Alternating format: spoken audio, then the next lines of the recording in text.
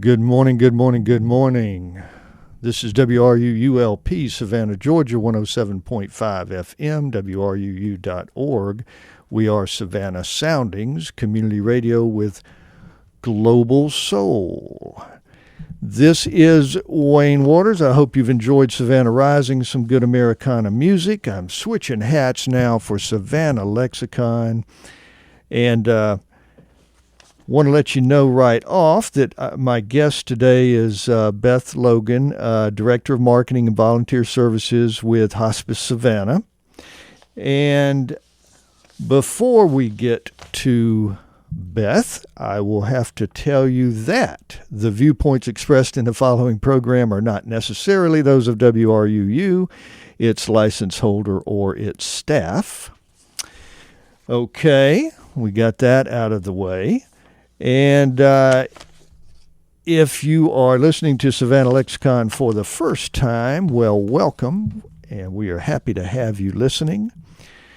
Let me just tell you that Savannah Lexicon is a show designed to inform the listener about important social, political, and cultural issues that shape Savannah, as well as about opportunities to experience things in and around this beautiful city that might bring an added measure of grace and joy to your life. I speak with representatives of the local government, social service organizations, cultural organizations, educational organizations, to most anyone who can help shed some light on how to live a well-informed, full life here in the most beautiful city in the nation, Savannah, Georgia. Okay, now, today, Beth Logan. How are you, Beth? Good. I am glad to hear it. Good. All right. So Hospice Savannah, definitely a worthwhile organization here in Savannah for sure. And why don't you just give us the nutshell version of Hospice Savannah just to get started and make sure everybody knows what the organization is all about. Well, many of the UU congregations were around when Hospice Savannah got started. We were started back in 1979, and that is really early days for hospices in America. The first American hospice was 1975, so Savannah, as we know, is not well known for being at the forefront of many things, but we were at the forefront of this type of health care, and it's health care and end-of-life care. And we're the only not-for-profit community-based hospice. There are now about 16 in our community. People are very shocked to hear that. And so my goal is always to strive to tell you that we are the original hospice and the best hospice. We're the only one that's Joint Commission accredited, and that really does make a difference to the quality of care that we can offer. And you mentioned the original. This was the first hospice in this community in Savannah. Mm-hmm. Savannah now we area. serve Effingham, Bryan, Liberty, Long counties, as well as Chatham County. But yeah, we were the first one. It was due to a social worker by the name of Ann Stewart who retired, and she went to Europe on a retirement trip, and she visited St. Christopher's Hospice in London, where I actually had the opportunity to work briefly.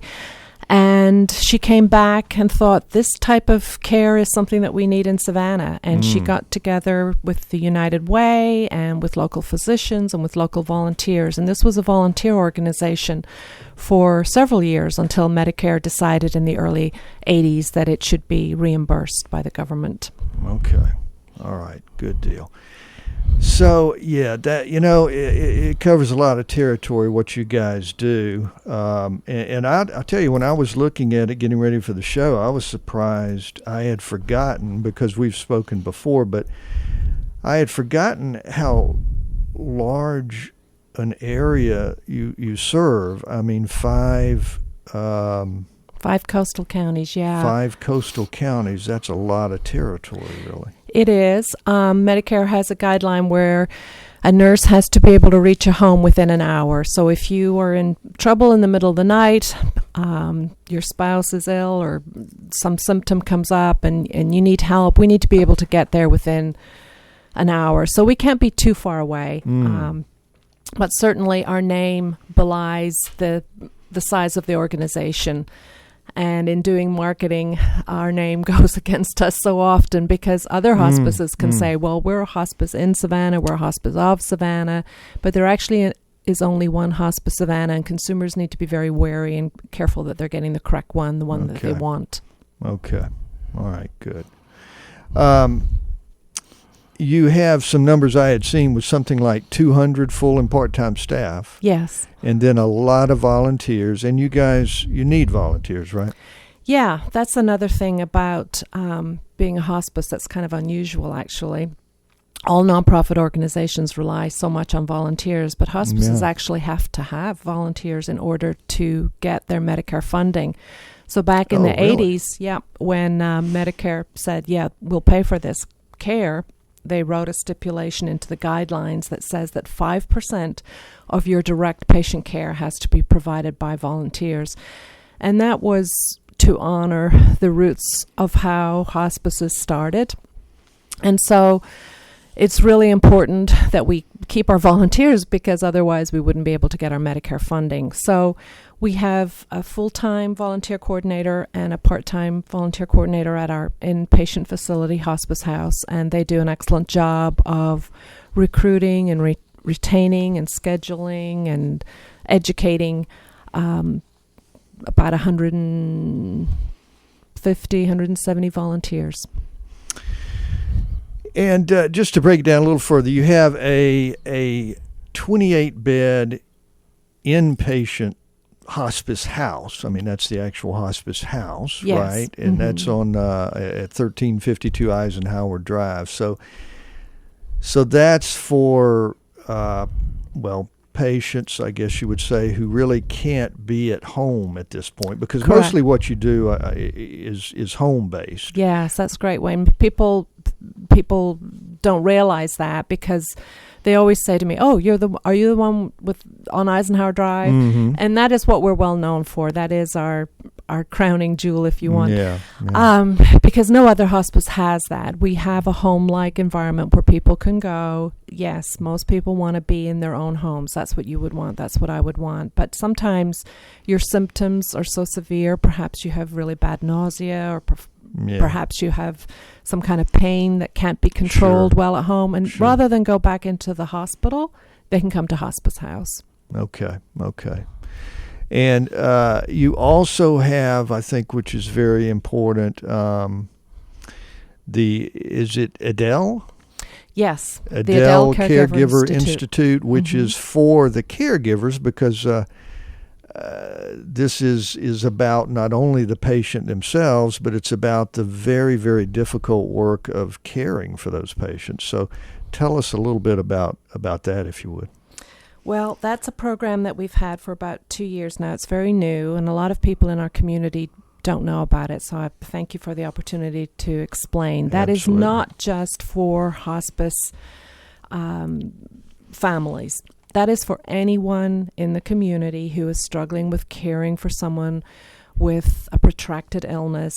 It could be a child with autism. It could be a demented parent or a demented spouse. It could be someone with a physical handicap. And we all know that caring for someone 24/7 is absolutely exhausting. Yeah. And oftentimes we see that the caregiver is in worse physical and psychological shape than the patient themselves. Yeah, no kidding. I mean, that's tough. So the Caregiver Institute provides an array of educational resources and classes, but also provides support groups, yoga and deep relaxation, really helping to look after the caregiver so that they can be strengthened to look after their loved one. Well, that's so good too. I mean, I was part of a caregiving team with my sister during my mother's last years, and boy, I'll tell you, it just It's draining. Oh. I mean, you love them, but it's draining. Yeah, absolutely. I mean, well, it's even more draining because you do love them in Yeah, a sense, you know. Yeah. And it is just so psychologically and physically draining. It's just hard to believe. It's one of the hardest things I've ever done, and that's what we hear all the time. And really, we're the only family-based one. There are caregiver institutes where they will teach professional caregivers, like certified nursing assistants and so forth. But we're the only one in the country that speaks to family caregivers and really tries to support them. I think the biggest problem is that a lot of times family caregivers don't identify as caregivers and don't want to leave their loved one even for a minute to get the support. Yeah. But the Adele Caregiver Institute is a beautiful building. It is so deeply relaxing just going in there, the way it's designed, that if they will just go one time to get some help, they will be hooked and they will be back. But even if they decide not to come into the facility, if they just want to call us, we can hook them up with community resources to help them on their caregiving journey. Okay, excellent. Okay, we're going to jump around a little bit as we go through all this, but we do certainly want to make the point that there are some, you have this program, whatever you want to call it, Summer Nights. Yes. Where it's kind of a fundraising kind of thing, and goodness gracious, you need some help, some funds, some financial help, as any nonprofit does. And I think this is a good way to go with it. Tell us a little bit about the Summer Nights program. How does that work exactly? I think I've really lost track, but I think this is about our 7th summer to offer Summer Nights parties. This was an idea where people say, well, how can we help you? You know, maybe they don't want to commit to being a volunteer. To be a volunteer with Hospice Savannah, you have to go through training, you have to have criminal background checks and health screens and all sorts of things. Yeah.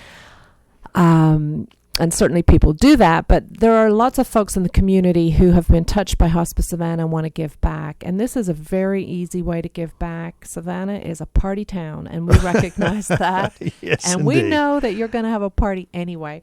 So why not have a party in support of Hospice Savannah? We provide beautiful invitations. We will even fill those invitations out for you. We will mail those invitations to your mailing list, and you can do a party of any size or description. We've had things as simple as a secretary wanted to honor the memory of her dad and cooked a spaghetti dinner because that was his favorite meal. We've had, wonderful restaurant dinners. We've had low country boils. We've had family picnics and get-togethers. It's just whatever you feel comfortable doing. Inside the invitation is a donation card. It will come straight back to Hospice Savannah. You don't, as a host, need to ask for money. That will already have been done via the invitation. Nice. And if you like, we can have someone come to your party and just talk very briefly about our services, or we can simply provide some materials for your guests. But really, it's about having a party and having fun and friend raising more than even fundraising, but certainly the funding is used for lots of our community programming, and we really appreciate anyone who wants to throw a party.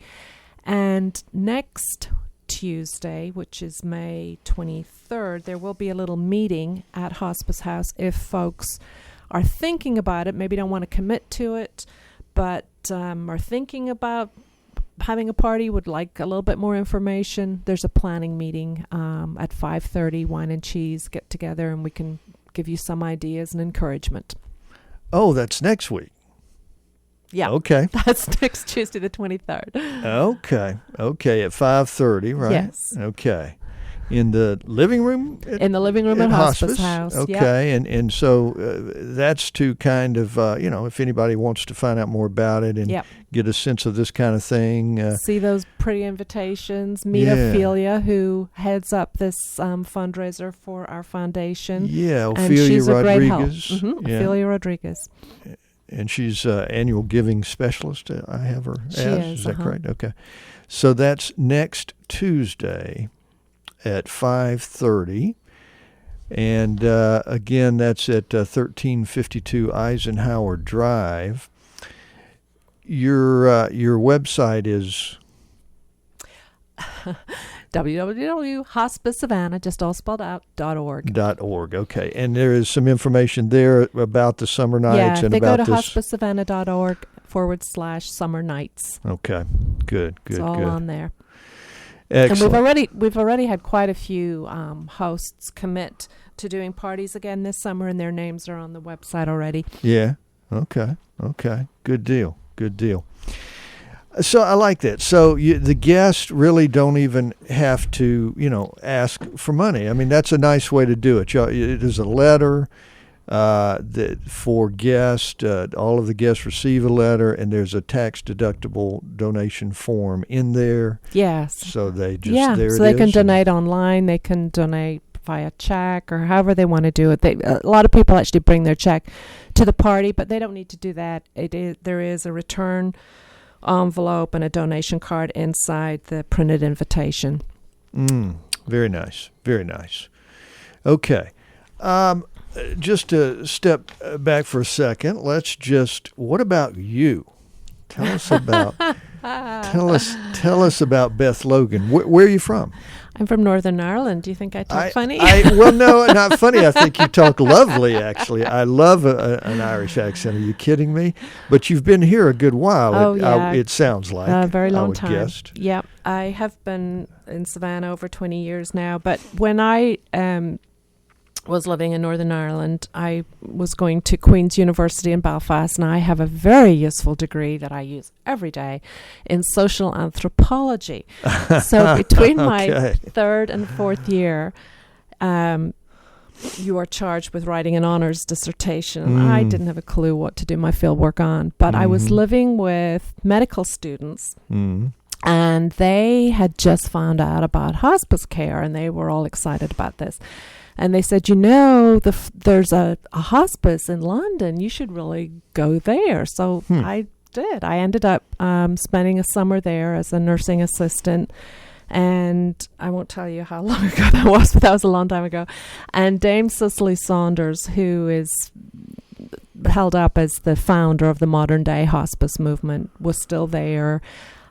Teaching and bringing in doctors and medical students from all over the world to teach them about this kind of care. So I had no idea at the time what a big deal that was. I just needed to do some field work for my schooling. But always in the back of my mind, I thought that this is really cool and important work and something that I will get back to. Yeah. So I emigrated to San Francisco, lived there for 10 years, and then came here about just over 20 years ago. And I've been with Hospice Savannah now 19 years. Wow. I know, a long time. So so actually you didn't come here for a job there, but you within a year of being here, more or less, apparently it sounds like you got associated with them. Excellent. Well, you hear that lovely little Irish thing going on. I love that. And I love Ireland. I've had the pleasure of visiting, and it's a gorgeous country. Do you go back a good bit? I go back pretty often. I just have a sister and brother left there, and I see my sister every year, but it's usually in other places. My daughter just got married, so she was here, but I'm hoping to go back this September. Yep. Okay. Good.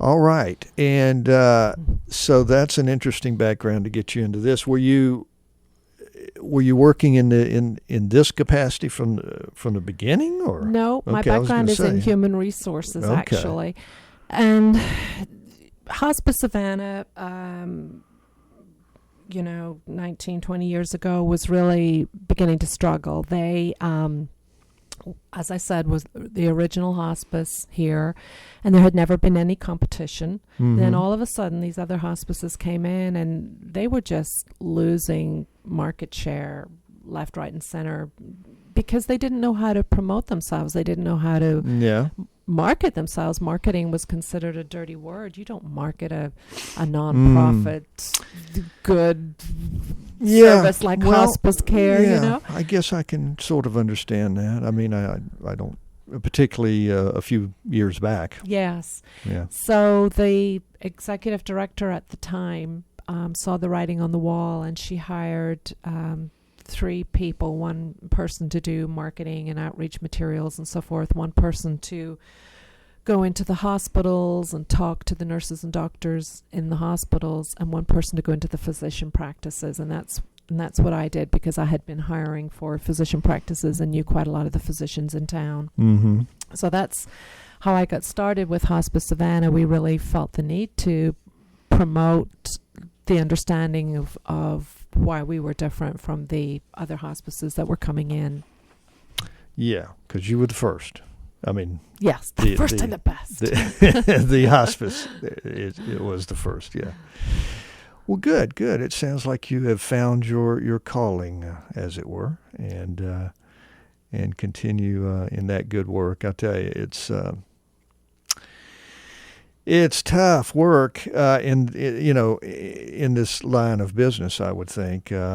I would think also very rewarding, probably. Well, I think it's an honor to do this type of work. I always like going to orientation when we have new employees and new volunteers. I like to listen to the reasons that they give you for why they are coming to work for you. Mm-hmm. And almost always they say something about they felt called to get involved. And I do think, and then, I mean, that was true in my case, that there was something niggling, that it would be more rewarding to work for Hospice Savannah than it would be to do the work that I was currently doing at the time. So, yes, it is rewarding. I think it's sad sometimes, of course. Sure. But thank goodness we're there, especially for pediatric patients. I always think how difficult, but how awful to have to do that alone. And so the analogy I always use is it's like being a midwife. You've never given birth before. A midwife coaches you through what's going to happen when you give birth. And the hospice nurse coaches you through what's going to happen as you die. I mean, there are certain things that are common to the death experience for everyone, and a family has to be coached to know what to expect and to realize that this is a natural process, that the patient, for example, is not going to eat anymore, doesn't want to eat anymore, doesn't need to eat anymore, things like that are upsetting to families unless the midwife or the hospice nurse, as it were, can coach them through that. Well, that's an interesting analogy. Yeah, I had some folks from the midwife group here not long ago too, and that is an interesting analogy. They talk about, they don't give birth to the babies. Of course, they catch them. They just simply catch the babies, and it's the mother who's doing the work. And they're sort of the person to the assistant, the helper, the one that makes the process as easy and go as well as it possibly can, and that's what you guys do. Can I just say one thing?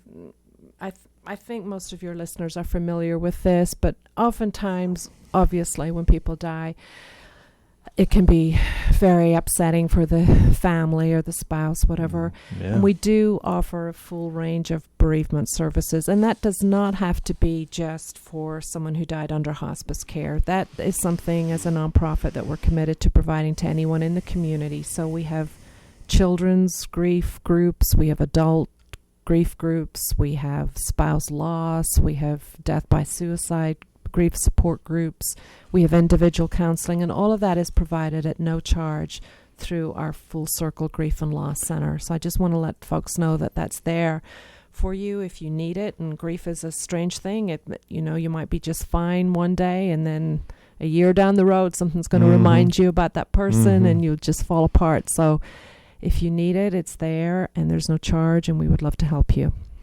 Nice. Well, I'm glad you brought that up because, the Full Circle facility and program is another aspect. You guys cover the bases. I mean, and then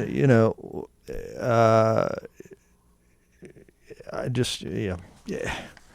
It's amazing. You've got, I guess, among your volunteers and staff, you have social workers, chaplains, nurses, honest-to-goodness nurses, as well as volunteers doing all sorts of things. Well, it's a team approach. That was what was so different about this type of healthcare. Now it's a little more common, certainly, but back in the 70s and early 80s when hospice care was getting started, that was really unusual to have a holistic team looking after not only the patient but also looking after the family. So that's why you have to have a social worker, because the patient could be just fine, but the family dynamics are dreadful, or they're falling apart, or they need wills done, or they have made no funeral arrangements or even thought about it.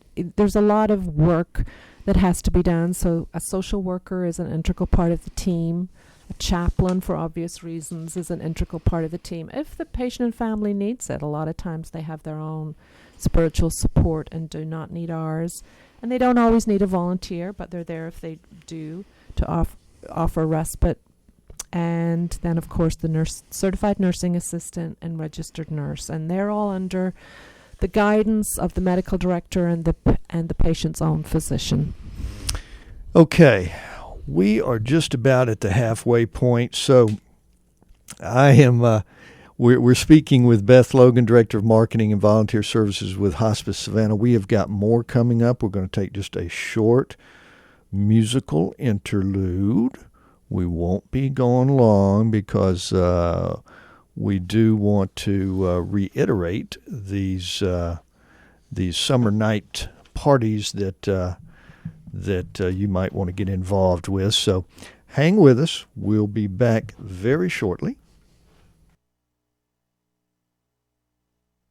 This portion of WRUU-LP Savannah Soundings programming is made possible by a grant from Sentient Bean, offering fair trade coffee, vegan and vegetarian food, and breakfast all day. Located at 13 East Park Avenue, across the street from the tennis courts at Forsyth Park. Our menu and special events listings can be found at sentientbean.com.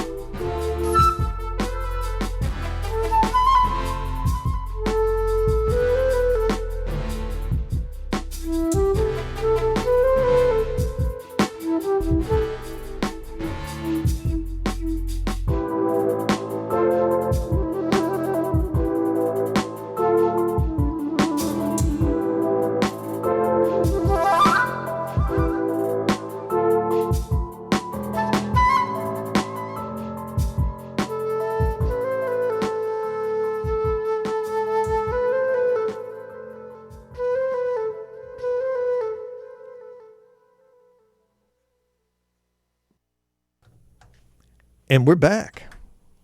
We are back, and you are listening to WRUULP, Savannah, Georgia, 107.5 FM, WRUU.org. We are Savannah Soundings, community radio with global soul. And as a business, if you enjoy our programming on WRUULP, please support the station with a donation. Let your customers, neighbors, and friends know that you share our vision of building a thriving community based on diverse, vibrant radio programming. As a business partner, our listeners will know you support Savannah's only broad-based community radio station. Become a tower sponsor or underwriter. To check out the levels of corporate sponsorship and to donate, go to www.wruu.org/corporate. Again, to check out the levels of corporate sponsorship and to donate, go to www.wruu.org/corporate. Thank you for listening to and supporting WRUULP. And this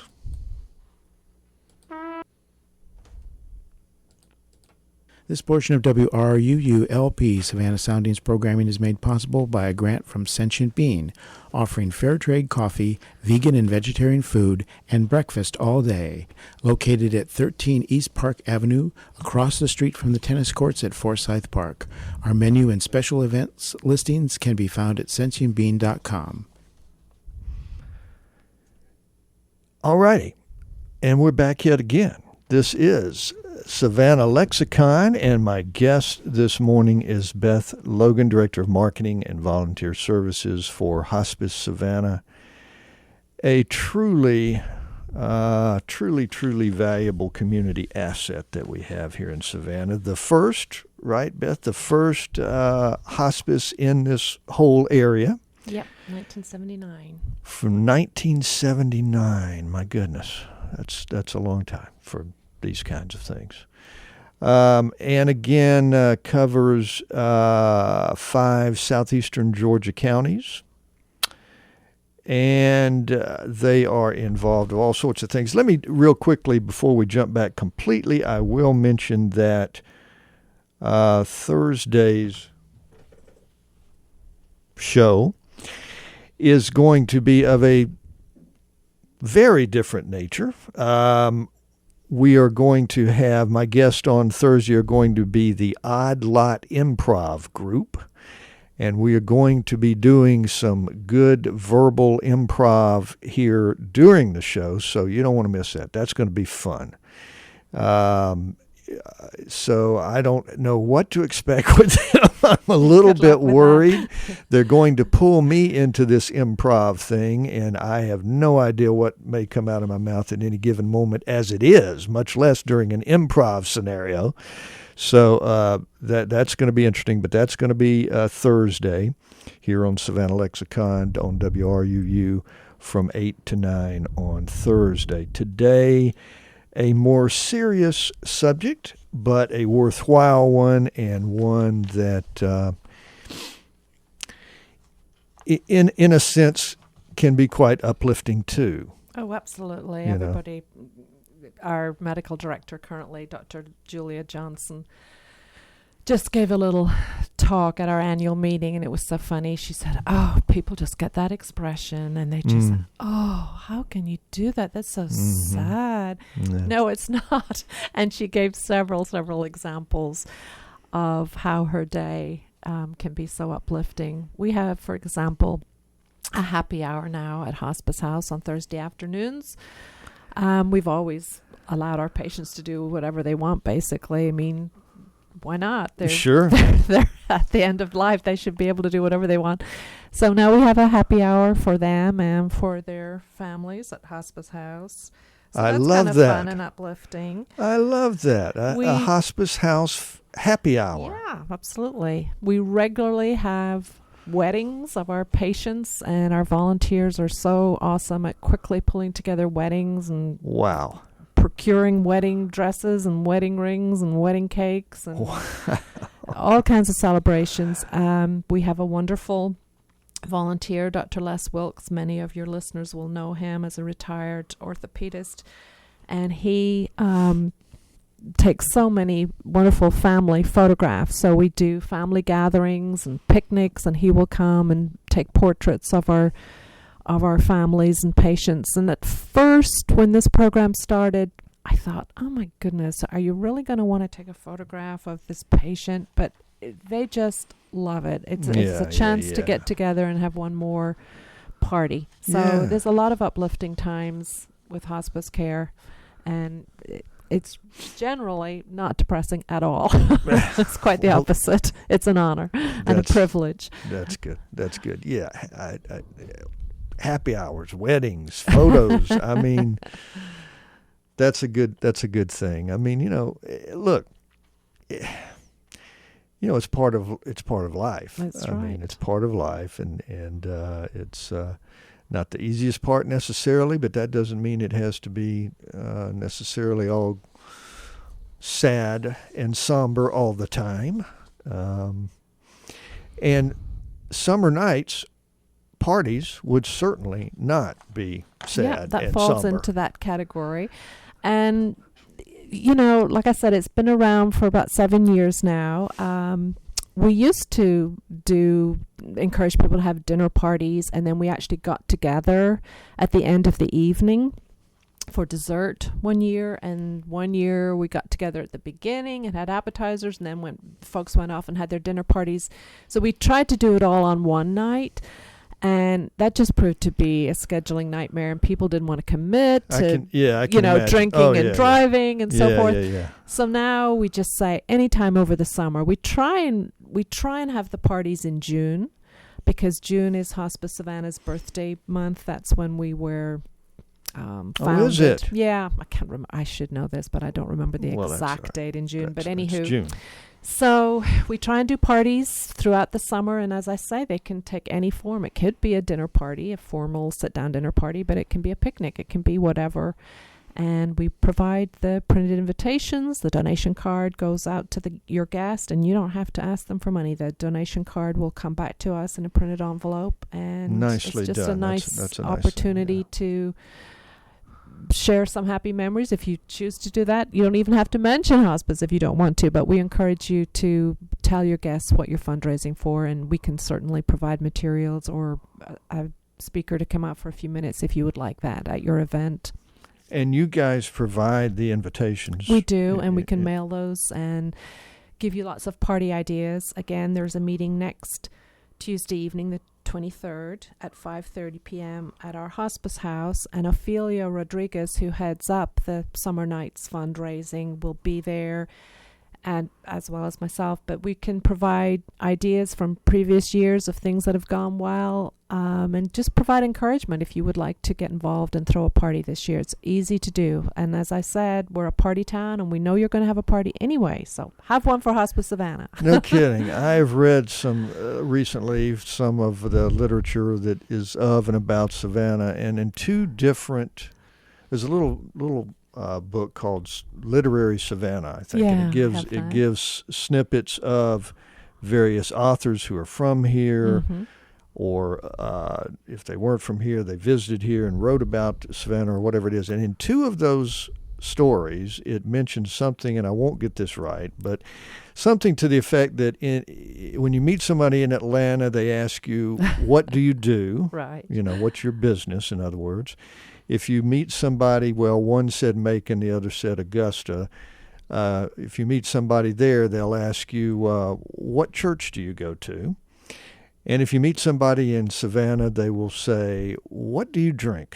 That's right. So look, it's that's a why known. we're all here. That's why there's so many Irish here. It is a long-standing tradition. It's a known entity about Savannah, Georgia.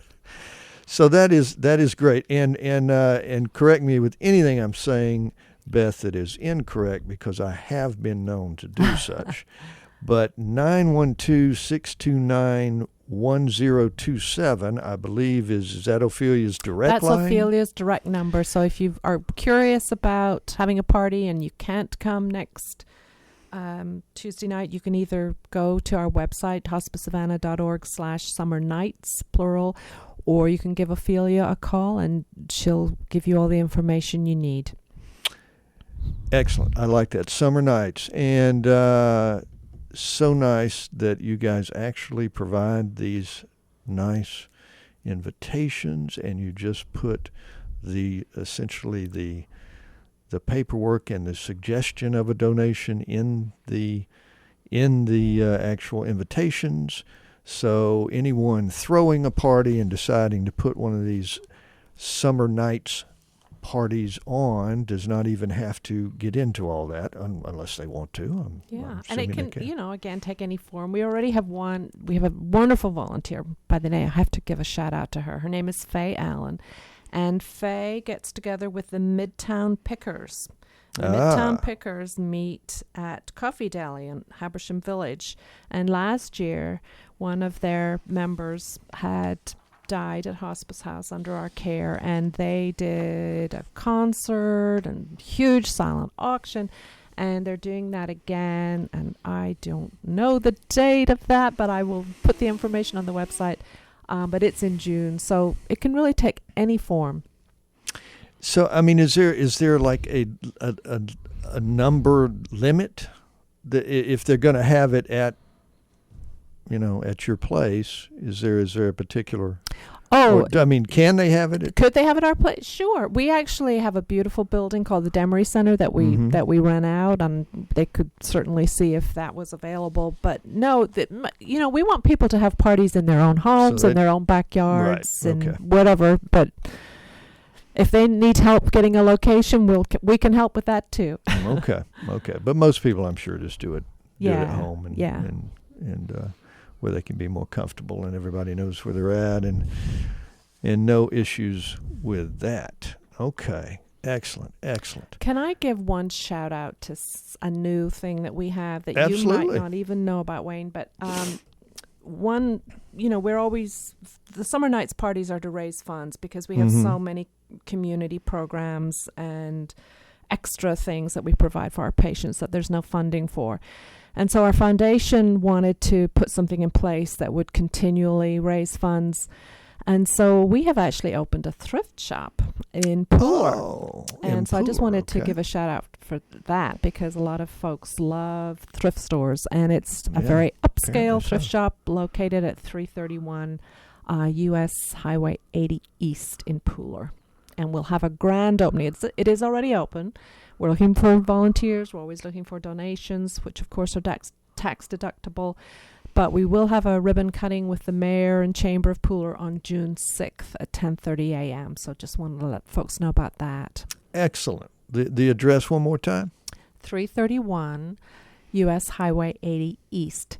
So coming from Savannah, if you were on 80, it's just after the I-95 overpass, and it's on the left-hand side. Okay, and is it just Hospice Savannah? It's called Hospice Savannah Thrift Shop. Thrift Shop. There you go. What else could it be? There, no ambiguity. No fancy name. No problems knowing exactly where it is and what you're essentially contributing to. Yeah. Because if you're buying some of that stuff there, then Absolutely. in a sense that's like a donation or a contribution to Hospice Savannah. So. And you say it's a kind of an upscale. Yep, nice clothing, nice furniture, housewares. Wow. When Kitchen Outfitters in 12 Oaks went out of business, they donated a lot of their inventory that they were left with to us. So we actually have tons of new stuff too that is very reasonably priced. So check it out. Nice. Okay. All right. We are going to go into the very last segment here in just a minute. And Beth, you probably don't want to hang out while I'm railing off about some of these things and talking about some other things that are coming up. So I'll have mercy and let you skedaddle. But anything, just as a parting word, I think we've talked a good bit about the organization, and it's certainly a worthwhile organization here in Savannah. I just want to encourage people to call if they have even an inkling that they or their loved one might need hospice care 6 months down the road, a year down the road, 2 years down the road. Just give us a call and get the information. Go to our website. It doesn't mean that you're going to die right away, but there's so much help out there and there's so much support out there, and we hear it all the time from families. We wish we'd called you sooner. And I don't know how to get that through people's brains, and I don't know how I'll be when it's my turn. I mean, I might be fighting and kicking to the very last day too, but we do encourage people to get the information and think about these things ahead of time and just know what your choices are going to be well ahead of time. Okay. Good advice on that. www.hospicesavannah.org. Beth, thank you so much. And folks listening, hang on. I'll take just a very, very brief break here again, and I will be back ever so shortly.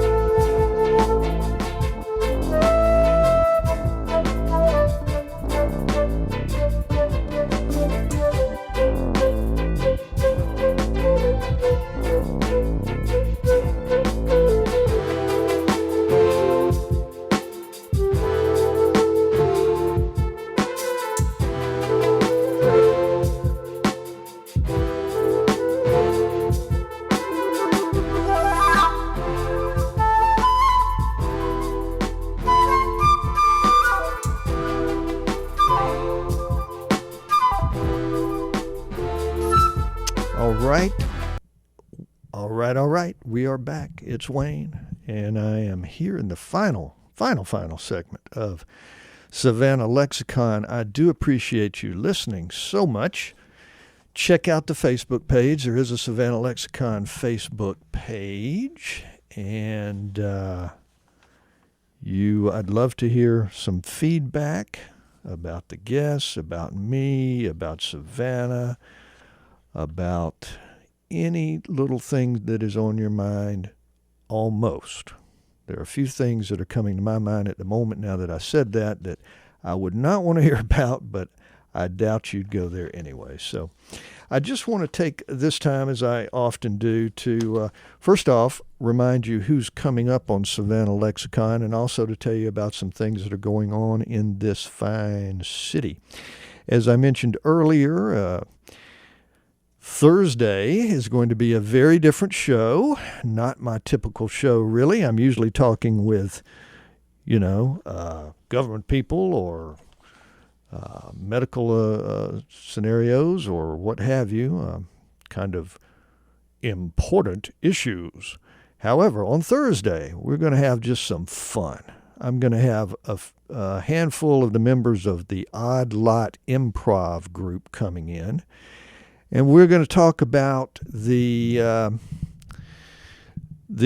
group, and we're also going to talk about the fact that they do workshops, essentially. So if you've ever thought about kind of learning and practicing some improv yourself, they do that as well. And, of course, they have regular shows around the city, usually at Savannah Coffee Roasters, I think, on Liberty. Next Tuesday, I am very pleased to have Mayor Pro Tem and Alderwoman at Large Carol Bell, who wants to talk about the Summer 500 internship program that the city is engaged in, as well as other issues. So I am very pleased to have her. Last week I had District 2 Alderman Bill Durrance here, and so I'm very pleased to be getting the city council folks onto the show. And then next Thursday, I have got some folks from the Flannery O'Connor Childhood Home, and just before their Power of Storytelling, they call it a lecture. I kind of hate the use of that word, but anyway, that's coming up soon thereafter.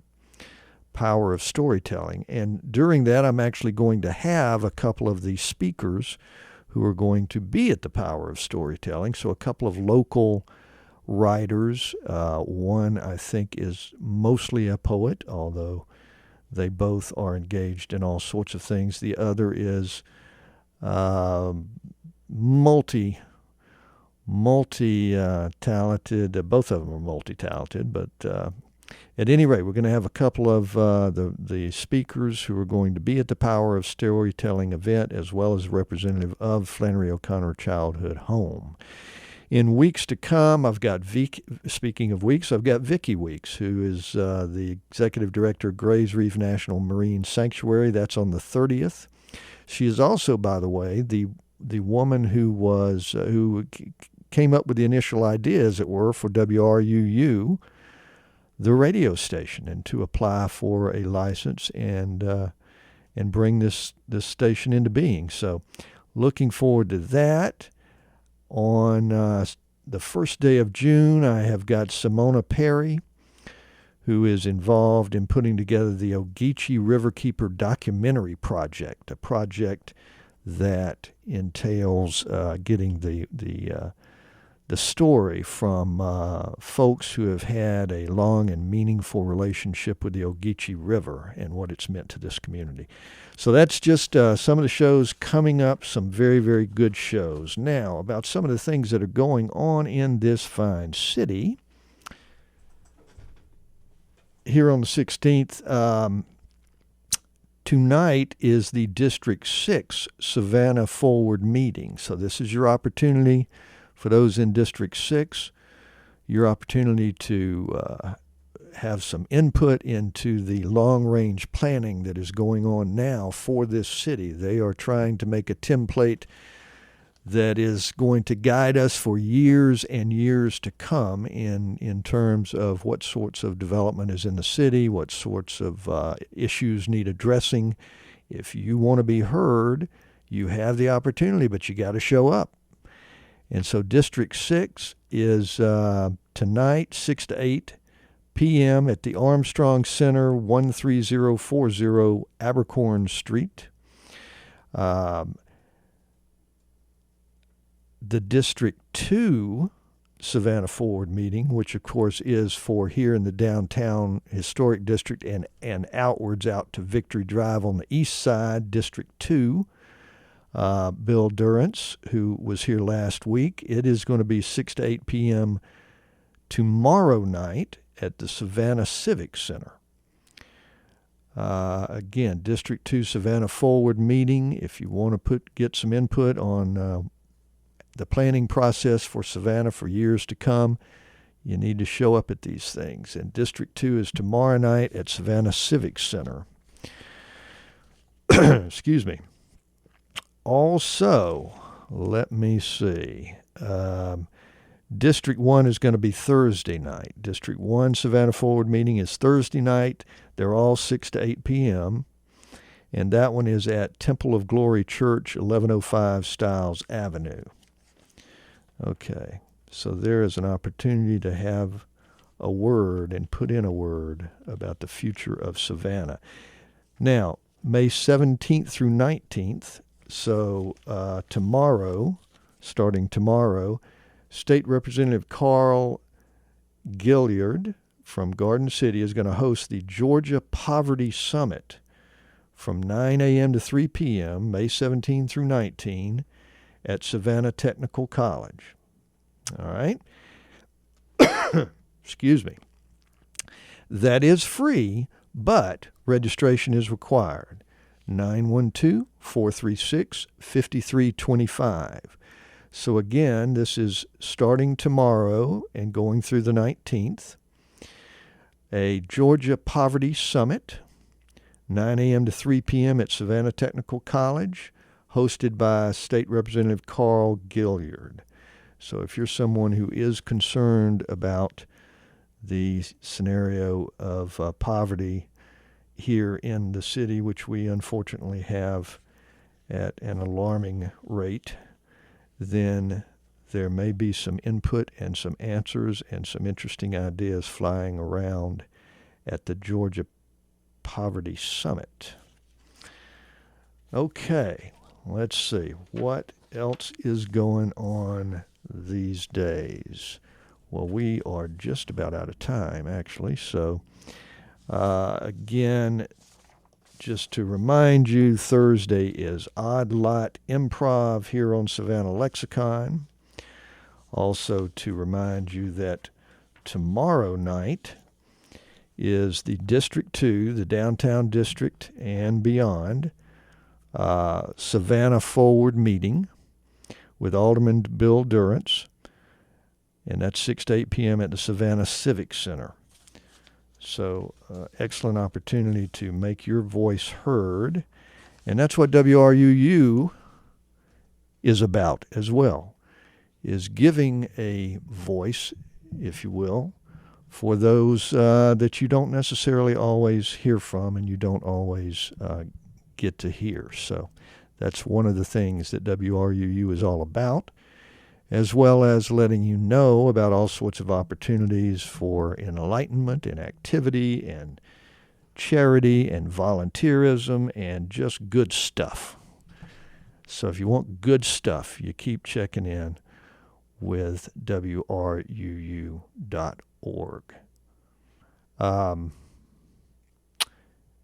And this is WRUU-LP, Savannah, Georgia, 107.5 FM, WRUU.org. We are Savannah Soundings, community radio with global soul. And remember that we got more Americana music coming in the coming hour, and then followed by Democracy Now! With Amy Goodman, one of the great shows that's available. I will also take this final second if I can, to remind you that the viewpoints expressed in the preceding program were not necessarily those of WRUU, its license holder, or its staff. Check in with me Thursday.